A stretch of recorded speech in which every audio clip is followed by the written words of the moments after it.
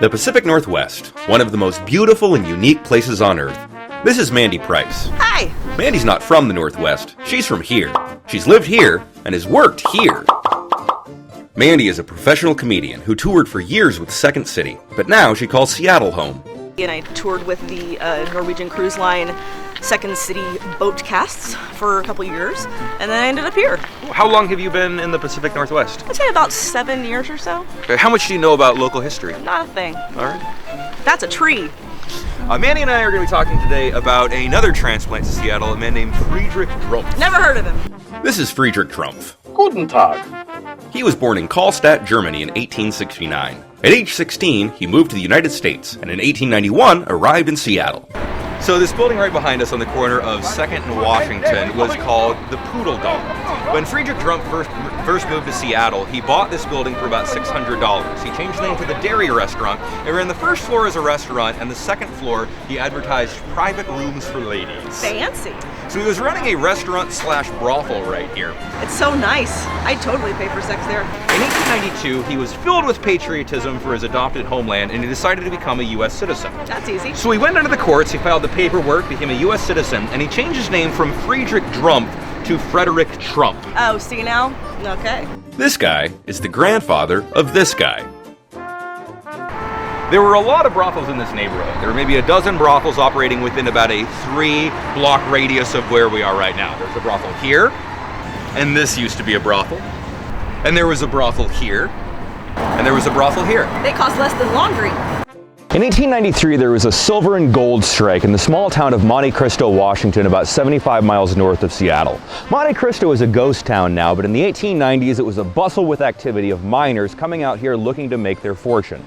Friedrich Drumpf was drawn to this adventure and came up here, filed a land claim, and opened up a boarding house/brothel on the premises.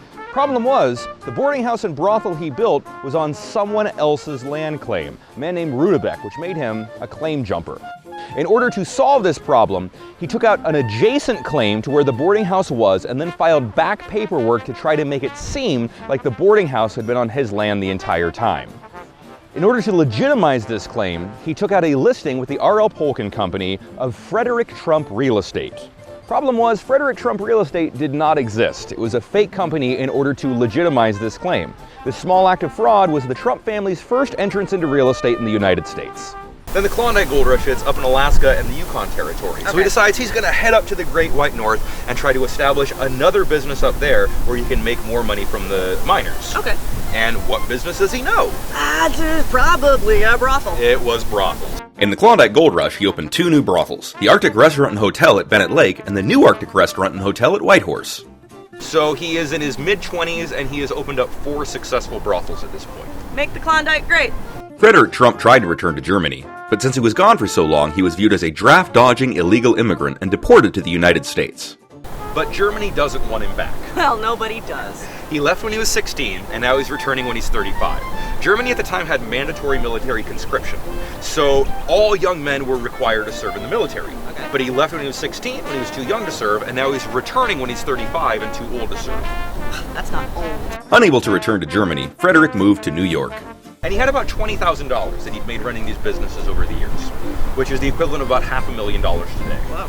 Yeah, so he starts taking that money and investing in real estate in New York. Unfortunately, he was not able to live to see his real estate investments come to fruition. In 1918, he died during the Spanish flu epidemic, but his wife Elizabeth and son Fred took over those investments. Ladies! What? That's as cool as I get, sorry. They started operating that business under the name Elizabeth Trump and Son, and that later went on to become the Trump Organization, LLC. Oh. And Fred Trump grew that organization to be worth hundreds of millions of dollars. And today, of course, the Trump Organization, LLC, is worth billions of dollars. Yes, it is. And now young Friedrich's grandson is running for president. America! America. America. In his 1987 book, The Art of the Deal, Donald Trump lied about his heritage and said that his paternal grandfather came from Sweden, not Germany.